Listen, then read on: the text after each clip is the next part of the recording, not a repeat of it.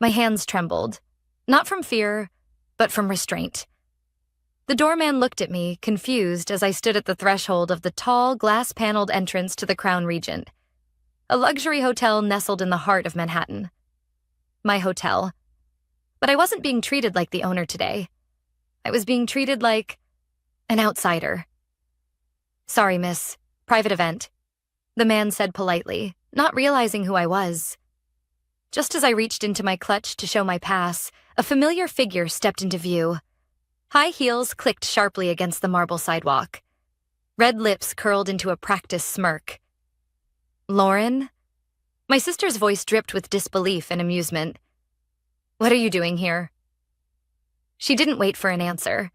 Instead, she turned to the doorman, placing a manicured hand on his arm. "She's not on the guest list," she said sweetly.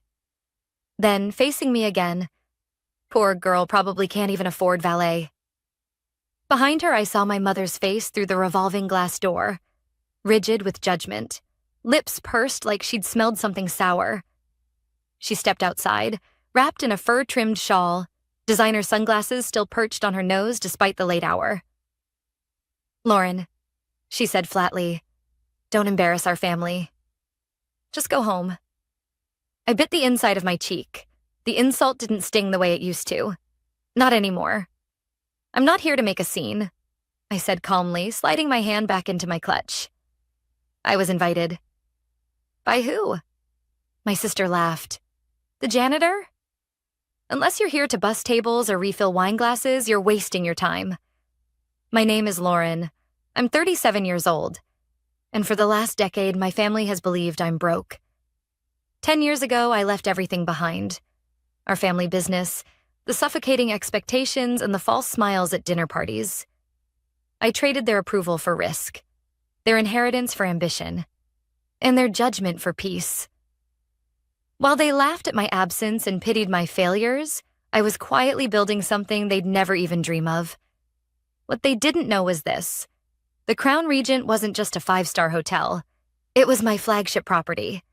And tonight, my father's 70th birthday celebration was being hosted here, in my ballroom, under my roof. The irony would have been comical if it wasn't so painful. "You still wearing knockoffs, Michelle?" I asked, nodding toward her handbag.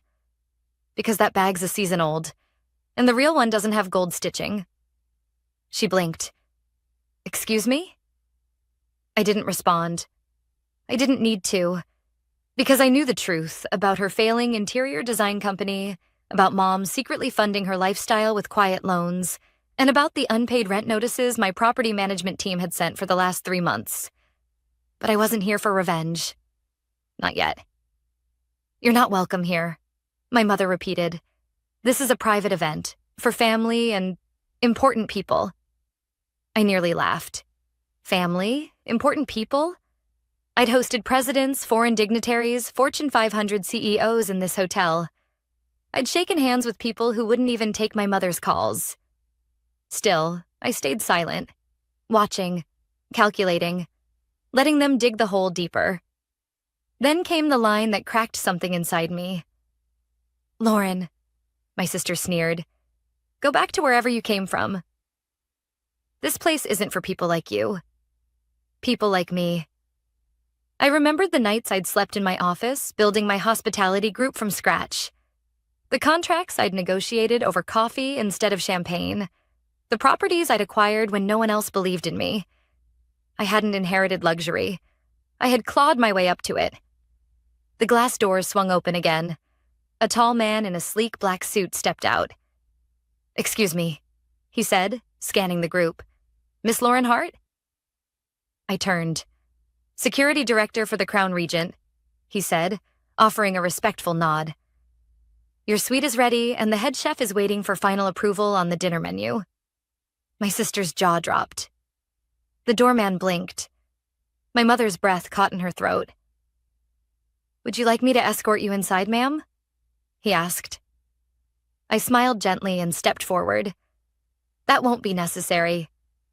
Then I turned to Michelle and my mother. "But perhaps you two would like to follow me, since you're so concerned about appearances." They didn't move, so I walked past them, my heels echoing through the marble foyer I had designed myself. Past the chandelier I commissioned from Italy, toward the elevator that led to the penthouse suite I'd handpicked for this very evening. And as the doors closed behind me, I finally exhaled. They thought they'd shut me out. But what they didn't realize? They were standing at the entrance to a building I owned. And this was only the beginning. The elevator hummed softly as it climbed, the polished brass interior reflecting my calm expression. But inside, my heart beat steadily like a war drum. I didn't feel anger, not anymore. That emotion had burned out years ago. What I felt now was precision. I had spent the last decade building a life in silence. Not out of shame, but strategy. You see, when people think you're nothing, they reveal everything. And my family? They'd revealed more than they ever should have. As the elevator rose, so did the memories. 12 years ago, I stood in my parents' living room, proudly announcing I had declined a job at the family law firm. I'd been offered a junior partner track, safe, respected, and suffocating. I told them I was moving to Chicago to start a hospitality business instead. My mother's response had been swift. Hotels? What are you going to be? A maid? And my sister? She had laughed so hard she nearly dropped her wine glass. You've always had champagne taste and water income, Michelle had said, sneering. I moved to Chicago the next week, with 2 suitcases, a used laptop, and a credit score barely holding on.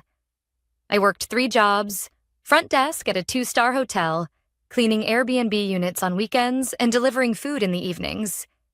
Every spare dollar I earned went into learning, licensing, networking, building. The first hotel I purchased had been a bankrupt shell in Milwaukee. Everyone told me it was a mistake. 2 years later, it had a wait list and 5 national awards. Now the Crown Regent was my 6th luxury property. And the building we were in? I didn't just own the hotel. I owned the entire block. The elevator dinged softly. Penthouse. The doors opened into the private pre-function area, a sleek marble space lined with towering orchids, dim chandeliers, and the faint sound of a string quartet tuning in the main ballroom beyond. Miss Hart. A voice broke the silence. It was Rachel, my operations director. She walked toward me briskly, tablet in hand. We're ready to begin whenever you are. The birthday dinner is set for 7:30. Chef Thierry is finalizing the dessert course and... She hesitated. Your family hasn't arrived yet. I smirked. Oh, they've arrived. They're just still at the front door. Her eyes widened slightly. They didn't recognize you again? No, I said, lips curling. And they told me not to embarrass the family. Rachel blinked. Would you like me to address it? I shook my head. Let it unfold naturally. We stepped into the ballroom together. The room shimmered, soft golden lights glinting off crystal glassware and the handcrafted silver cutlery I'd imported from Japan. Each table was draped in white silk. The head table at the far end boasted a full floral sculpture, arching over the birthday banner that read, Happy 70th, Robert Hart. My father, the man who hadn't called me in 6 years. Not after I refused to fund Michelle's boutique launch. Not after I declined to bail out their firm during their quiet bankruptcy scare. I could have saved them, but I didn't. Not because I wanted revenge, because I was tired of being asked to fix problems I was never allowed to solve until things were already on fire. Would you like to be seated early? Rachel asked. I looked at the gold placard bearing my name. Lauren Hart, founder, Crown Regent Group. Number I'll wait until they arrive. And right on cue, the elevator dinged again. The doors opened slowly. Michelle stepped out first, visibly rattled. Her voice came out clipped. This must be a mistake. Behind her, my mother's heels tapped sharply, echoing through the silent ballroom. Her eyes scanned the space like a battlefield. She froze when she saw me. I was no longer in the same dress. I had changed into a sleek navy evening gown with diamond accents, a gown gifted to me by the designer himself after sponsoring his show in Milan. Lauren, my mother's voice cracked. What is going on here? I believe you said this space was for family and distinguished guests. I replied smoothly. And since I own the building, I figured I'd qualify. Michelle flushed. You don't own this hotel. I raised an eyebrow. You're right, I own the building. The hotel is just one of 6 business entities under my group that operate here. The room fell dead silent. A waiter discreetly stepped forward with champagne, offering my mother a glass. She declined, her hand shaking. Then came the sound of my father's voice behind them. Where have you all been? The guests are asking questions. He paused, seeing me. Lauren? I turned, expression neutral. Hi, Dad. He stepped forward slowly, confusion spreading across his face. I thought you weren't invited. I wasn't, I said evenly, but I'm hosting. And that's when it clicked. His eyes moved across the room, from the staff whispering my name to the branded signage to Rachel standing respectfully at my side. And then, as if summoned by fate, the event's master of ceremonies stepped onto the stage and cleared his throat. Ladies and gentlemen, thank you for joining us tonight to celebrate Mr. Robert Hart's 70th birthday. We'd like to take a moment to recognize and thank the host of tonight's celebration, Ms. Lauren Hart, owner of the Crown Regent and founder of Hart Hospitality Group. Applause erupted. And in that moment, my father's face crumpled. Not with anger, but with something worse. Regret. The applause faded, leaving a thick silence hanging in the air like fog. My father stood there, shoulders square yet uncertain, blinking like the lights above had just flickered too fast for him to process. You're hosting this? He asked, as if still needing confirmation. Yes, I said plainly, stepping down from the small platform to face him. Welcome to the Crown Regent. I hope you enjoy your evening. He looked around again. Really looked this time. At the grand piano in the corner, the custom floral installation in his favorite colors, the framed photo wall we'd arranged behind the head table filled with moments from his life. Moments I had personally selected. I watched his lips part slightly, like he wanted to say something, but no words came. Michelle stepped forward, her voice brittle. This doesn't make sense. Last we heard, you were living in a 1-bedroom somewhere in Queens. I turned to her, smiling faintly. And where did you hear that? She hesitated. That's right, I said. You didn't. You assumed. Because when I stopped asking for approval, you stopped paying attention. My mother placed a hand on Michelle's arm, trying to maintain her poise. This is all very dramatic, Lauren, but what exactly are you trying to prove? I tilted my head slightly. Nothing. I'm not here to prove anything. I just wanted to celebrate Dad's birthday. In my own hotel. Then I turned to my father again. I thought you might like that. You always said you wanted to visit New York more. So I brought New York to you. He nodded slowly, still dazed. I thought you left all this behind. I left you behind, I corrected gently, when you made it clear that I wasn't welcome unless I followed the exact path you laid out. That stung, and I could see it. He swallowed hard, glancing toward my mother, who now refused to meet his eyes. You could have told us, he said at last. You could have let us know what you were building. I could have, I agreed. But would you have listened? Or would you have called it a hobby? A distraction? Another one of my phases, like Mom used to say? He didn't answer. Rachel approached quietly, handing me a phone.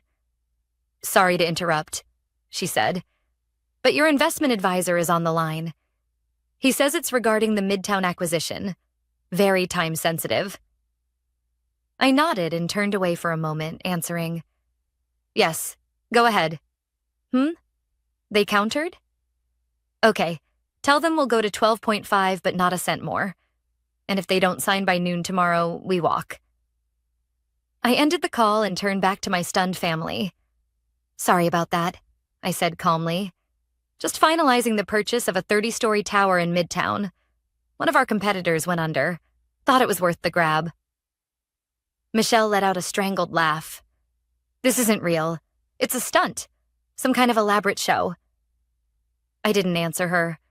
I didn't need to.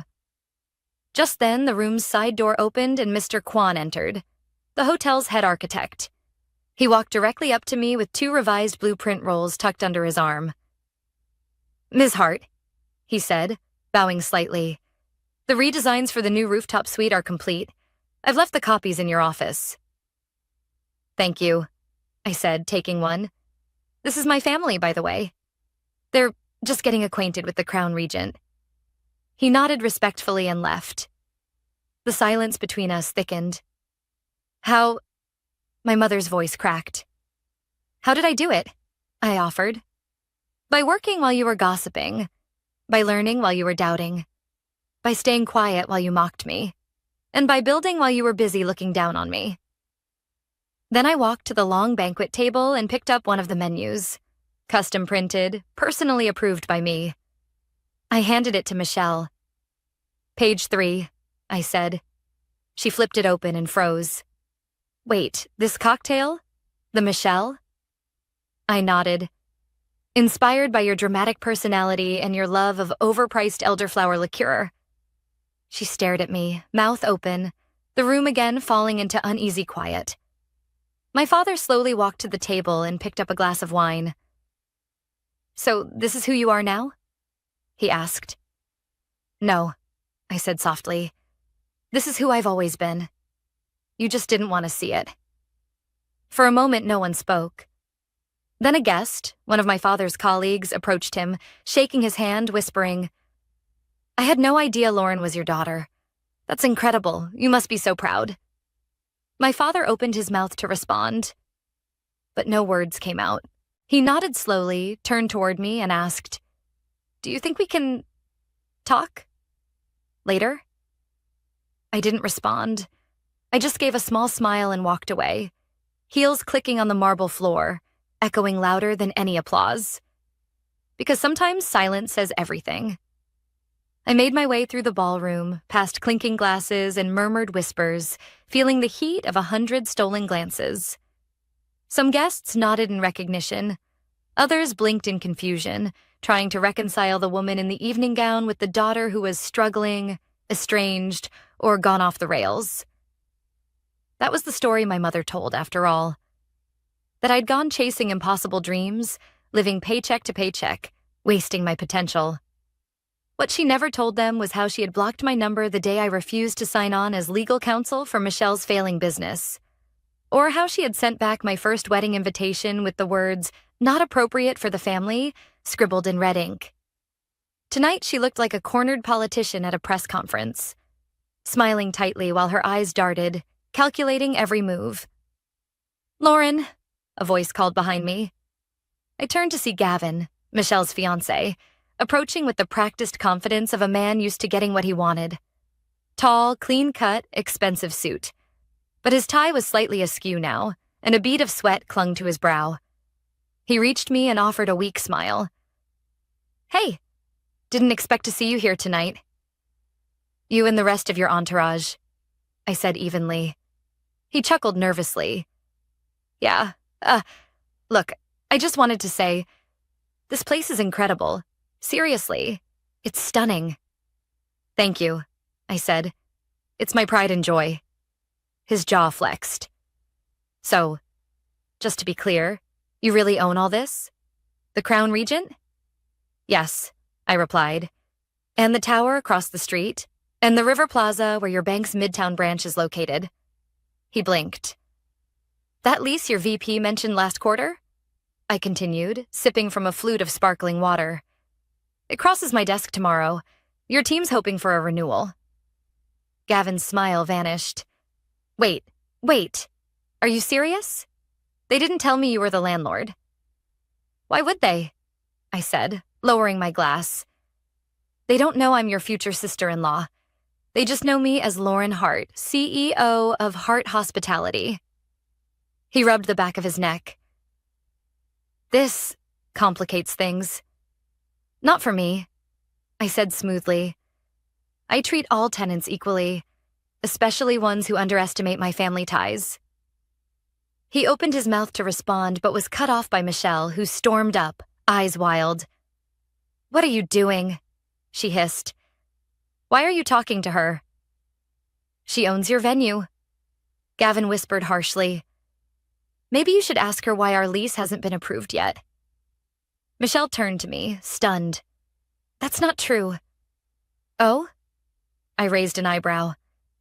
You think I didn't know about your firm's pending expansion? Your CFO has been begging my commercial real estate division for a property in Soho. The one on Mercer Street? Michelle went pale. Yeah? I said softly. That one. My voice didn't rise. I didn't gloat. I let the facts land like slow-rolling thunder. Behind Michelle, my mother approached, wine glass in hand, eyes a little too bright. Lauren, dear, she said with forced warmth, there's no need to bring business into a family celebration. You brought family into business when you used mine to leverage your social position, I replied, and then mocked me for building mine. She sighed dramatically. I was just trying to protect you. From failure, from embarrassment. By erasing me? I asked. By telling everyone I wasn't invited? By blocking the door to my own building? For once, she had no comeback.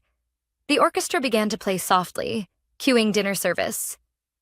Waitstaff in white jackets moved like choreography, placing dishes down in perfect rhythm. My staff, my menu, my name on every bottle of the custom wine pairing. And yet, as my mother stared at the silverware, she looked like she didn't recognize any of it.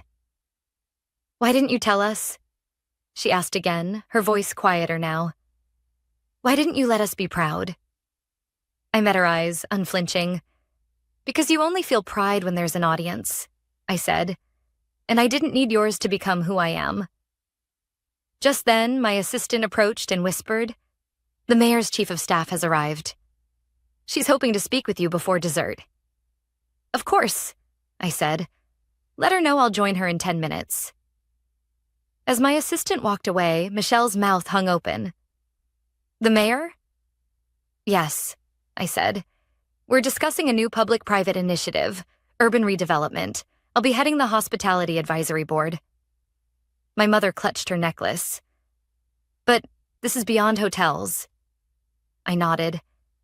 That's because I'm no longer just in the hotel business. Then I stood tall, my shoulders back, the city lights glinting through the penthouse windows behind me. I'm in the business, I said slowly, of building legacies. Dinner was nearly over. Crystal glasses clinked faintly as the last drops of vintage Bordeaux swirled in wide-rimmed stems. Laughter and polite chatter filled the room, but only from the guests who hadn't yet connected the dots. My family, however, sat in eerie silence at the head table, their meals half-touched, eyes darting, calculating. I stood a few feet away, speaking with the mayor's chief of staff about tax incentives for green renovations. Yet I could feel their unease ripple across the room like static. My father hadn't spoken in nearly 20 minutes. That wasn't like him. A man who built his life in courtrooms, commanding attention with ease, now sat muted, his fork idle in his hand.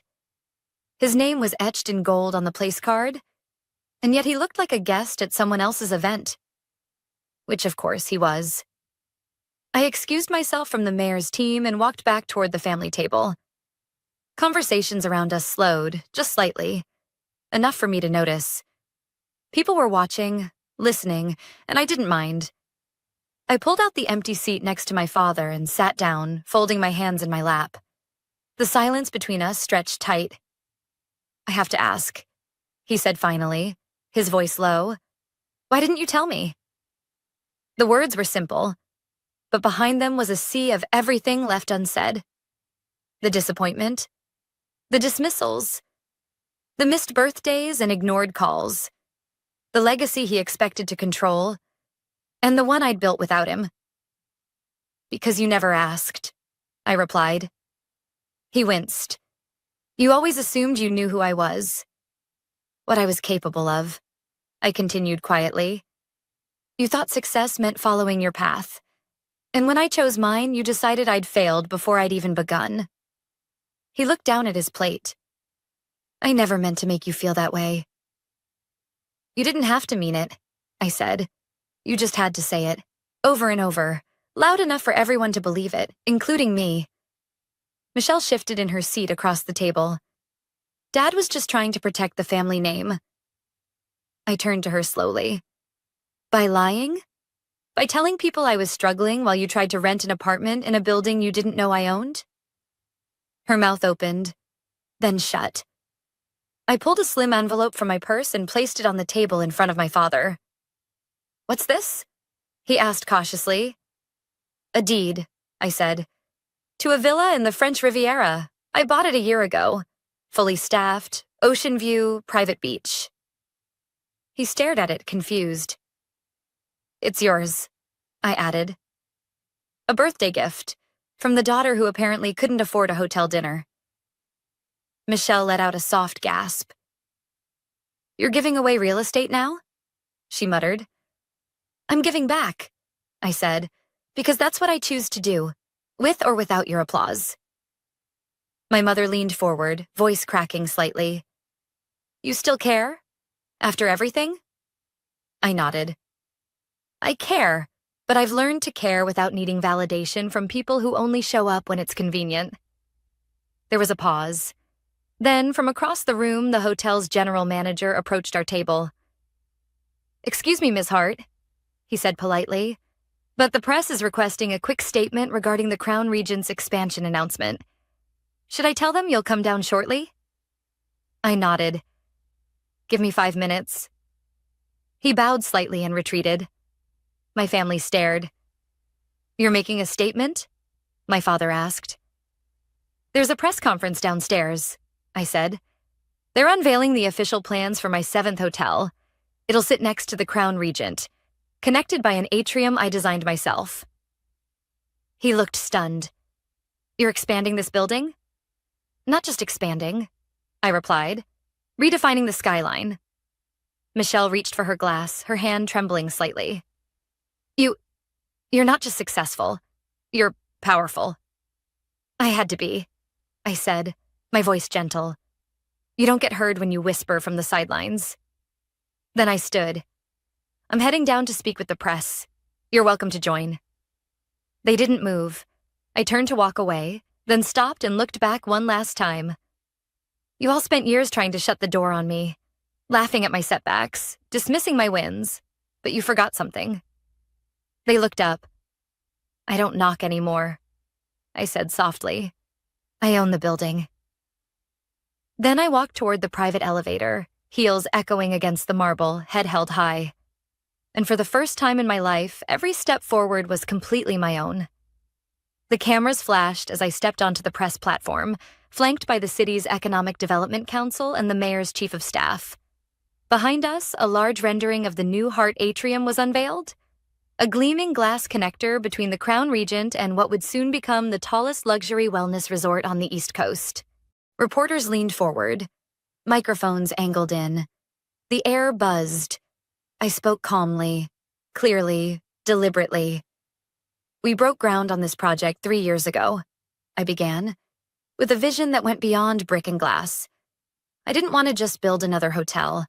I wanted to create a space that redefined what it means to belong, where elegance didn't mean exclusion, where no one stood outside the doors of something they built, locked out because someone decided they weren't enough. The crowd hushed. Cameras clicked. "Because I know what that feels like," I continued, "to stand on the threshold of a place that should have been home, only to be told you're not welcome. I know what it's like to be measured by old standards, by names on doors that you were never invited to enter." I paused and looked up at the rendering behind me. "So I built my own door." Applause erupted, and behind the press, just out of sight, I saw them. My family. Still standing. Still watching. The weight of realization carved into every line of their faces. Later, when the crowd began to thin and the camera crews packed up, I stepped down from the podium and walked back into the lobby. I paused for a moment, soaking in the familiar scent of white lilies and polished wood, the warm hush of conversation in the lounge, the gentle music from the piano by the bar. This place wasn't just a hotel. It was a monument to every step I'd taken alone. Every night I doubted myself. Every no that had pushed me to build a better yes. Every silence that taught me how to roar without raising my voice. As I turned toward the elevators, I heard my name. Lauren. It was my father. He approached slowly, hands in his pockets. For the first time in my adult life, his voice held no authority, only uncertainty. That was powerful, he said. Thank you. I didn't realize how much I had missed, he admitted. You didn't want to realize, I said gently. He nodded, accepting it. Is it too late? He asked quietly. To know you again? I studied him for a moment, not out of spite, but truthfully. This was the man who once told me that ambition was unbecoming of a daughter, who said legacy belonged to those who followed orders, not dreams. I don't know, I answered honestly.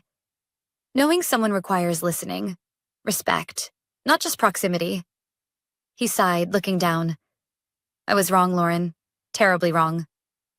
I know, I said softly. But tonight wasn't about proving that. He looked up. Then what was it about? I took a deep breath, then smiled. Not for him, but for me. It was about taking my seat at the table, I said. The one I built. The one no one could pull out from under me again. A tear slipped down his cheek. He reached into his jacket and pulled out the envelope I had given him earlier. The deed to the villa. I can't accept this, he said. It's too much. I stepped closer. You don't have to accept the gift, but maybe finally you can accept the daughter who gave it. He looked at me, really looked, and for the first time in decades I felt seen. Not pitied, not doubted. Seen. Michelle and my mother stood a few feet away, uncertain and silent. They didn't interrupt. Not this time. I turned to them and nodded. I'm not angry. Not anymore. But I'm not erasing the past to make anyone feel better either. My mother opened her mouth to speak, then closed it again. Her eyes were glossy. Her hands clutched each other as if trying to hold something together that had already fallen apart. As I stepped into the elevator, I faced them one last time. Family isn't about blood, I said. It's about who claps when you rise, not who disappears when you fall. The doors began to close. And for the record, I added, smiling faintly, I never needed your table. Mine's bigger. Ding. The elevator rose toward my private suite, the lights of the city flickering beneath me like stars catching up to their owner. And in that moment, I didn't feel vindicated. I felt free.